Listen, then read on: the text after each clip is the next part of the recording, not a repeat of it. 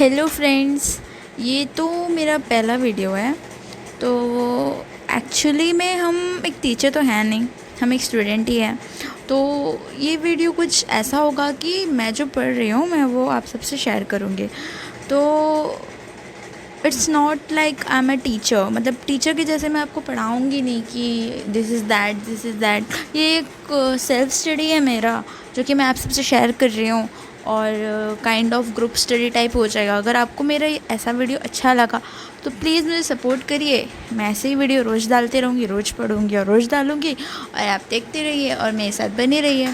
और अगर मेरा 1K रीच हो गया तो फिर उसके बाद मैं अपना face reveal in a sense मैं अपना आइडेंटिटी रिवील कर दूँगी कि मैं कौन हूँ।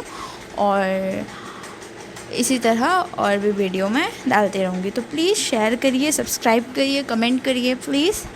तो अभी फ़र्स्ट जो मैं पढ़ने जा रही हूँ, मेरे सिलेबस के हिसाब से मेरा फ़र्स्ट जो यूनिट है वो है virus general account and economic importance, जो कि BSc ज़ूलॉजी का first unit, I mean biodiversity के अंदर फ़र्स्ट यूनिट है। बायोडाइवर्सिटी के अंदर माइक्रोब्स आता है, एल्गे, फंगाई और आर्किगोनिएट्स। तो माइक्रोब्स, एल्गे, फंगाई, आर्किगोनिएट्स में जो फर्स्ट यूनिट है माइक्रोब्स के अंदर आता है वो है वायरस। तो माइक्रोब्स के अंदर वायरस आता है, बैक्टीरिया आता है, और बस माइक्रोब्स के अंदर वायरस और बैक्टीरिया ही आता है। और बाकी हमारा होगा वो एल्गे, फंगाई, आर्किगोनिएट्स। मैं सब आगे आगे पढ़ूँगी और आपके साथ शेयर भी करते रहूँगी मेरा एक्सपीरियंस, और मैं क्या क्या पढ़ रही हूँ, जैसे पढ़ रही हूँ वैसा सब कुछ शेयर करूँगी आपको। मेरे को जो समझ आएगा मैं आपको भी समझाऊँगी। तो अब फर्स्ट शुरू करते हैं माइक्रोब्स के under first unit virus.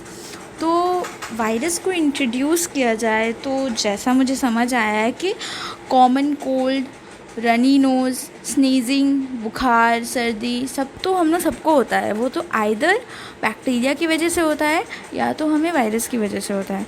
Bacterial जो डिजीज़ होता है उसके लिए हमें एंटीबायोटिक्स दे देते हैं डॉक्टर, लेकिन वायरल डिजीज़ के लिए एंटीबायोटिक्स नहीं देते हैं। उसके लिए या तो वैक्सीन होता है, बहुत सारे वायरल डिजीज़ का वैक्सीन नहीं है, कुछ कुछ का वैक्सीन है और वो हमें लगता है। जैसा कि हम लोग कॉमन कोल्ड, जो कि राइनो वायरस की वजह से होता है। तो according to Carl Woese system of classification, Carl Woese का सिस्टम ऑफ क्लासिफिकेशन 3 डोमेन्स पे बेस्ड था, आर्केया, बैक्टीरिया, यूकैरियोटा। तो वो फर्स्ट था, उस वक्त 3 डोमेन्स थे, अभी तो 5 डोमेन्स हैं। तो आर्केया और बैक्टीरिया जो है वो प्रोकैरियोटिक सिंगल सेल ऑर्गेनिज्म है, वो तो आपको पता ही है। और यूकैरियोटा जो है वो मेम्ब्रेन बाउंड ऑर्गेनेल्स रहता उनका, और यूकैरियोटिक होता। आर्केया और बैक्टीरिया दोनों क्या है, प्रोकैरियोटिक है, और यूकैरियोटा यूकैरियोटिक है। ठीक है। तो अब आगे हम लोग देखेंगे कि एनिमल्स, प्लांट्स, फंगाई, प्रोटोजोआ सब क्या के अंदर आता है, यूकैरियोटिक के अंदर। जो हमारा वायरस है ना वो इस सब को इन्फेक्ट करता है, सबको इन अ सेंस। यूकैरियोटा को भी करता है, बैक्टीरिया को भी करता है, और आर्केया को भी इन्फेक्ट करता है। हमारा जो वायरस है वो ये तीनों डोमेन्स को इन्फेक्ट करता है, आर्केया, बैक्टीरिया और यूकैरियोटा। वायरस मतलब सबको इन्फेक्ट करता है, और क्या करता है कि उनको अपना होस्ट सेल बना देता है, और होस्ट सेल बनाने के बाद उसके अंदर जाके अपना रेप्लिकेशन करता है। उसको नॉर्मली देखा जाए ना तो वो जो अपना होस्ट सेल को ना एक ज़ेरॉक्स मशीन की तरह समझता है और वो एक पेपर है। वो क्या करता है, होस्ट सेल के अंदर चले जाता है और अपने ही कॉपीज़ बना देता है भर के।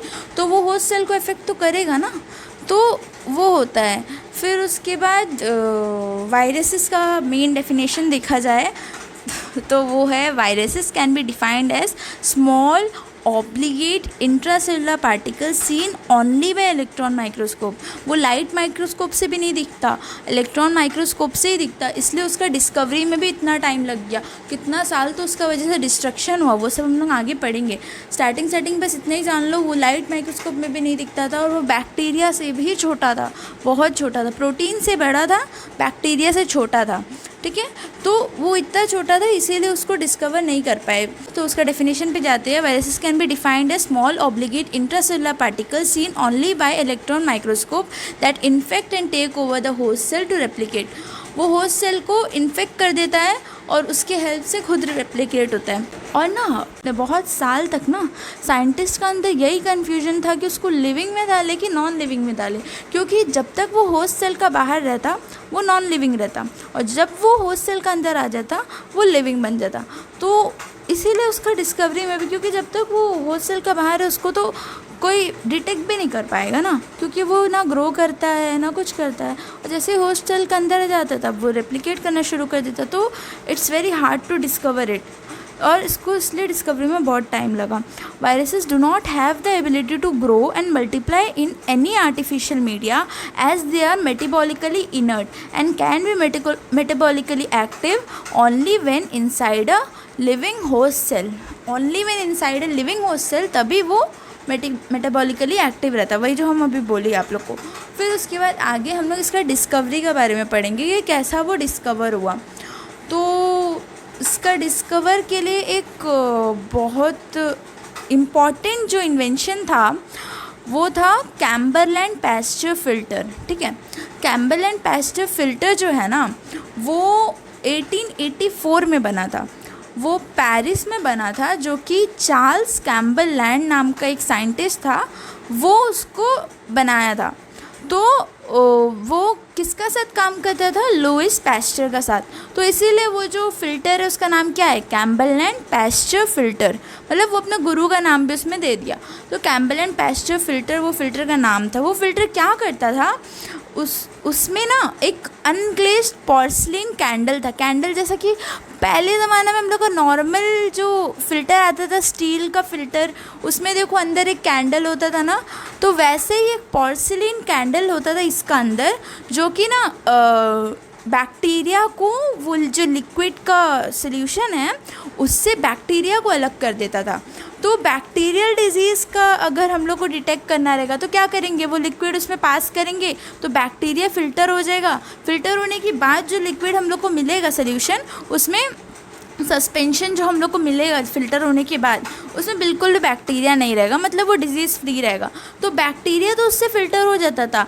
लेकिन आगे जाके हम लोग पढ़ेंगे कि जब वायरल डिजीज़ जो कि टोबैको मोज़ाइक वायरस था, मतलब टोबैको मोज़ाइक वायरस जो टोबैको प्लांट में होता था, जब उसका डिटेक्ट करने के लिए ट्राई करे साइंटिस्ट, तो उसमें वो फ़िल्टर से पार तो हो जाता था सब कुछ, मतलब फ़िल्टर कर देते थे उन लोग, और फ़िल्टर करने के बाद भी जो सस्पेंशन मिलता था ना, उसमें भी मतलब उससे भी आगे प्लांट्स को डिजीज़ हो जाता था। मतलब क्या है कि वो कुछ ऐसा चीज़ से इन्फेक्शन होता था जो कि बैक्टीरिया से भी छोटा था, इसीलिए वो फ़िल्टर हो जाता था। इसीलिए फिर उसका आगे इन लोग उसको डिस्कवर कर पाए। It consist of unglazed porcelain candles with pore size of 0.1 to 1 micron. उसका पोर साइज इतना छोटा था, 0.1 to 1 माइक्रोन था, जिससे बैक्टीरिया भी पार नहीं हो पाता था, लेकिन वायरस को क्रॉस कर लेता था, मतलब वायरस को फिल्टर नहीं कर पाता था। which had the ability to completely remove, filter all bacteria or any other cell known at the time from a liquid suspension. Liquid substance से सारा बैक्टीरिया वो फिल्टर कर देता है, जैसे हम आपको बोली।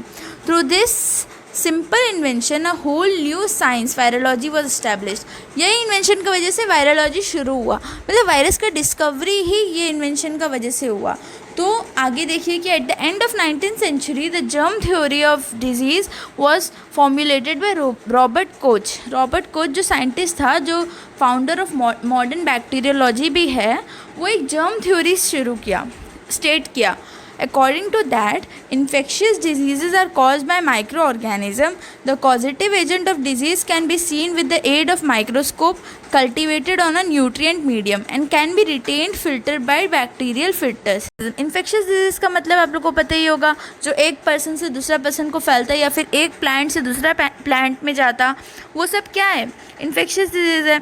तो ये रॉबर्ट कोच का जो जर्म थ्योरी था उसमें वो यही बोलता था कि जितना भी इन्फेक्शियस डिजीज़ है वो सब माइक्रो ऑर्गेनिज्म का वजह से होता, और जिसका कॉजेटिव एजेंट जो है वो माइक्रोस्कोप का एड से देखा जा सकता है, seen with the aid of microscope, और जिसको न्यूट्रिएंट मीडियम में कल्टीवेट कर सकते और जिसको बैक्टीरियल फिल्टर से रिटेन कर सकते। लेकिन आगे जाके ये थ्योरी डिस्प्रूव हो गया। क्यों? क्योंकि वायरस को बैक्टीरियल फ़िल्टर से नहीं रिटेन कर पाए, तो उसके वजह से फिर आगे जाके हम लोग का वायरोलॉजी अलग से साइंस शुरू करना पड़ा और वायरस का अलग से क्लास लगाना नहीं पड़ा, वायरस का अलग से क्लास हो गया। तो at about the same time, that is the end of 19th century, tobacco growers, मतलब यूरोप में जो टोबैको ग्रोवर्स थे वो बहुत टेंस थे, क्योंकि जितना भी उनका टोबैको का फील्ड था सब ख़राब होता था। क्यों?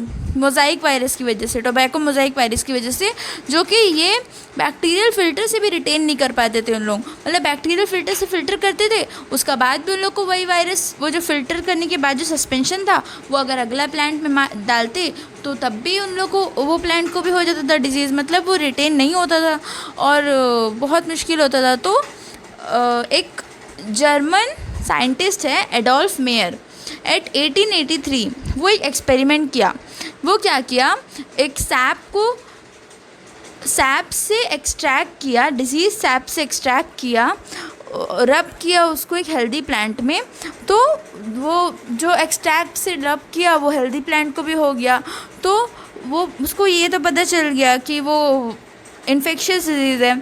फिर उसके बाद वो क्या किया, उसका जो कॉजेटिव माइक्रोब्स है प्रेजेंट इन द सैप, वो सैप में जो कॉजेटिव माइक्रोब है, तो उसको ये समझ आ गया कि वो जो कॉजेटिव एजेंट है वो बहुत स्मॉल है। वो बस ये कॉन्क्लूड कर पाया एडोल्फ मेयर कि वो बैक्टीरिया से छोटा है और माइक्रोस्कोप में नहीं देख पाएगा। फिर उसके बाद दो साइंटिस्ट, दिमित्री इवानोव्स्की और Martinus Beijerinck, how to pronounce it यार, please comment. Martinus Beijerinck played a crucial role, spelling याद रख लो, BEIJERINCK, played a crucial role in the discovery of the causative agent of puzzling disease। तो ये सारा disease का causative agent find करने के लिए ये दो साइंटिस्ट लोग बहुत ही क्रूशियल रोल प्ले करे। तो ये जो दो साइंटिस्ट है, पहले इन लोग क्या करें, वो लीफ को क्रश करके वो फ़िल्टर से पास करें। फ़िल्टर से पास करने के बाद उन लोग को वही दिखा जो हम आप लोग को बोलेगी, वो पास करने के बाद भी वो सस्पेंशन से, अगर कोई और प्लांट से वो सस्पेंशन को कांटेक्ट में लाता तो वो प्लांट को भी डिजीज़ हो जाता, मतलब वो फ़िल्टर से फ़िल्टर नहीं होता। कि वो बैक्टीरिया से छोटा है और वो फ़िल्टर से पास नहीं हो पाता, ना वो लाइट माइक्रोस्कोप में दिखेगा। फिर उसके बाद मार्टिनेस हार नहीं माना, मार्टिनेस बेजरिंग जो भी उनका नाम है, वो यही एक्सपेरिमेंट को फिर से रिपीट करा 1898 में। फिर जो टोबैको मोज़ाइक डिजीज़ है उसका कॉजेटिव एजेंट को बैक्टीरियल फ़िल्टर से पास करा। फिर वो और एक चीज़ डिस्कवर किया, बाकी सब तो अभी तक यही बोलते थे ना कि वो बहुत छोटा है और वो बैक्टीरिया से छोटा है, लेकिन वो और एक चीज़ डिस्कवर किया कि वो जो भी चीज़ है वो नॉन लिविंग मीडिया में कल्टीवेट नहीं करता, मतलब सिर्फ लिविंग मीडिया में कल्टीवेट करता, नॉन लिविंग मीडिया में वो कल्टीवेट नहीं करता। ये चीज़ डिस्कवर हो गया, ठीक है। फिर उसके बाद जो कि बैक्टीरिया नहीं करता, बैक्टीरिया कहीं भी कल्टीवेट हो जाता, लेकिन जो नॉन लिविंग मीडिया में वायरस तब तक तो उन लोग को मालूम नहीं था वायरस उनका नाम, तो वो क्या करे, उनका नाम दे दिए कॉन्टैजियम वाइवम फ्लूइडियम। और वायरस का मीनिंग वो टाइम में पॉइजन था, तो पॉइजन का रेफरेंस में उसका नाम ऐसा दे दिया, कॉन्टैजियम वाइवम फ्लूइडियम, ठीक है। तो नाम कौन दिया, मार्टिनेज बेजरिंग, ठीक है। ही believe that TMD was caused by a new form of infectious agent which was smaller, simpler than bacteria. He believed that TMD was caused by a new form of infectious agent which was smaller and simpler than bacteria. He termed it contagium vivum fluidium और virus meaning poison, ठीक है। तो same time में जो time में Martinez Beijerinck करा ना experiment, वही टाइम में फेडरिक लोफर एंड पॉल फ्रॉश वो लोग भी फूट और माउथ डिजीज़ के ऊपर काम करते थे, जो कि एनिमल्स में होता, एनिमल्स लाइक काउ, बफलो, वो लोग के ऊपर।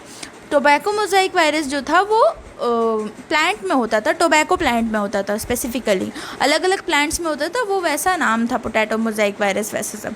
तो मेन तो वो टाइम में जो फैला था वो टोबैको मोज़ाइक वायरस था, तो उसी के ऊपर वर्क करते थे। फिर उसके बाद आया फूट एंड माउथ डिजीज़ का ऊपर फेडरिक लोफर और पॉल फ्रॉश वर्क करते थे। तो उसमें क्या होता था, फूट एंड माउथ डिजीज़ में उनका माउथ और फूट का वहाँ पे लीजन का तरह आ जाता था, चोट हो जाता था। फिर उसके बाद जिसका वजह से उनका जो मिल्क प्रोडक्शन सब कम हो चुका था, जिसका वजह से बहुत नुकसान हुआ था। गाय भैंस बकरी संभालने वाले थे, उनको बहुत नुकसान हुआ। फिर उसके बाद उसका आइसोलेट करते थे कि क्या है क्या नहीं, तो वो भी similar to tobacco mosaic virus है, उसका सारा प्रॉपर्टीज़ था। जो कॉजेटिव एजेंट था ना FMD का, फूट एंड माउथ डिजीज़ का जो कॉजेटिव एजेंट था, उसका भी सारा प्रॉपर्टीज़ टोबैको मोज़ाइक वायरस से सिमिलर था। वो भी एनिमल टू एनिमल ट्रांसमिट होता था, फिर वो भी बहुत स्मॉल था, वो भी फ़िल्टर से क्रॉस हो जाता था। टोबैको मोज़ाइक डिजीज़ का जो वायरस था वो फर्स्ट प्लांट वायरस था, और FMD यानी फूट एंड माउथ डिजीज़ का जो वायरस था वो फर्स्ट एनिमल वायरस था, ठीक है। फिर उसके बाद बैक्टीरियोफेजेस, उसका डिस्कवरी कौन किया? फ्रेडरिक ट्वॉट। The virus infecting bacterial cell were discovered independently by Frederick ट्वॉट in England in 1915 and by Felix D. Herel, दोनों अलग अलग जगह में at Pasteur Institute in Paris, ये पेरिस में डिस्कवर्ड किया बैक्टीरियोफेज, और फेडरिक ट्वॉट कहाँ किया? इंग्लैंड में किया। 1915 में फेडरिक ट्वॉट किया और फेलिक्स डी हेरेल 1917 में करा। दोनों याद करना पड़ेगा हम लोग को। तो क्या है, फर्स्ट है फेडरिक ट्वॉट इन 1915 जो कि इंग्लैंड में था, और फेलिक्स डी हेरेल इन 1917 पेरिस में पैस्चर इंस्टीट्यूट में बैक्टीरियोफेज का डिस्कवरी किया। कैसा किया? एक अगार मीडियम में माइक्रोकोकस बैक्टीरिया और वैक्सीनिया वायरस दोनों को डाले, तो ये डिस्कवर करे कि वायरस तो ग्रो नहीं किया, वैक्सीनिया वायरस तो ग्रो नहीं किया, लेकिन माइक्रोकोकस बैक्टीरिया जो है वो ग्रो किया, और उसके अंदर कुछ डिज़ीज़ भी फाइंड हो। वो नॉर्मली ग्रो नहीं किया, वो एक डिज़ीज़ के साथ ग्रो किया। मतलब क्या है, वायरस खुद से ग्रो नहीं करता है, वो कोई लिविंग ऑर्गेनिज्म का अंदर जाके उसको अफेक्ट करके उसको होस्ट बना के ग्रो करता है ना। तो बैक्टीरिया ग्रो किया, क्यों किया? क्योंकि वायरस उसको इन्फेक्ट किया और वो उसको अपना होस्ट बनाया। जो वायरस बैक्टीरिया को होस्ट बना के उसका थ्रू ग्रो करता है उसको बैक्टीरियोफेजेस बोलते हैं। बैक्टीरिया किलर, बैक्टीरियोफेजेस वैसा नाम उसका। तो माइक्रोकोकस के ऊपर ये एक्सपेरिमेंट करे थे साइंटिस्ट, वैक्सीनिया वायरस और माइक्रोकोकस का एक साथ एक ही अगार मीडियम में रखे थे उसको, कि कौन पहले ग्रो करता है, या फिर पता नहीं क्या कंपटीशन करने बनते थे वो लोग, लेकिन दोनों को एक साथ रखे तो ये देखा गया कि माइक्रोकॉकस बोलते हैं हम, कोकस क्यों बोलती है, हाँ, माइक्रोकॉकस ग्रो करता है और वैक्सीनिया वायरस ग्रो नहीं करता है।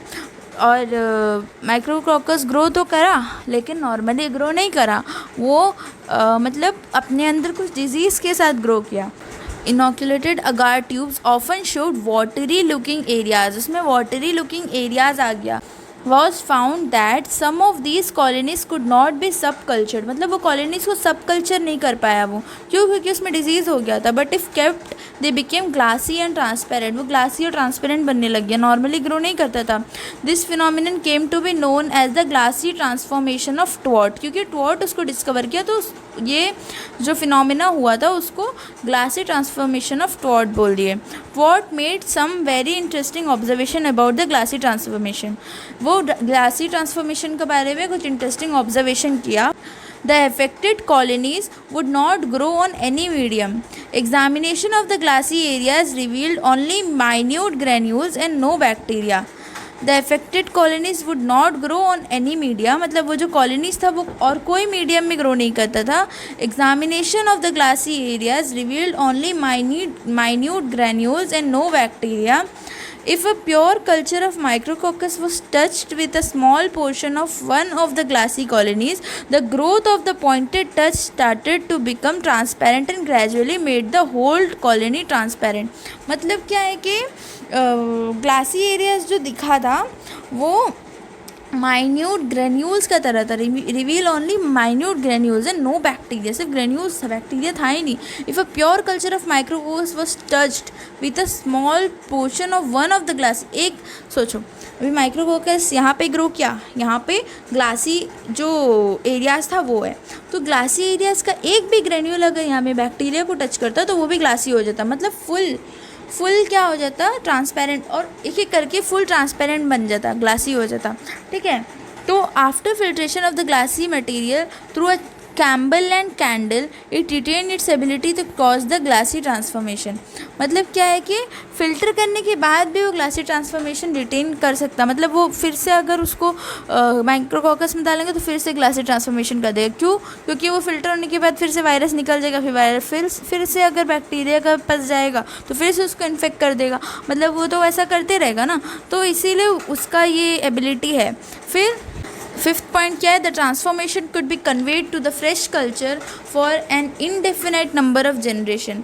फिर वो फिर से नेक्स्ट जनरेशन इसका बहुत सारा जनरेशन बन सकता है, इनडेफिनाइट जनरेशन हो सकता है इसका।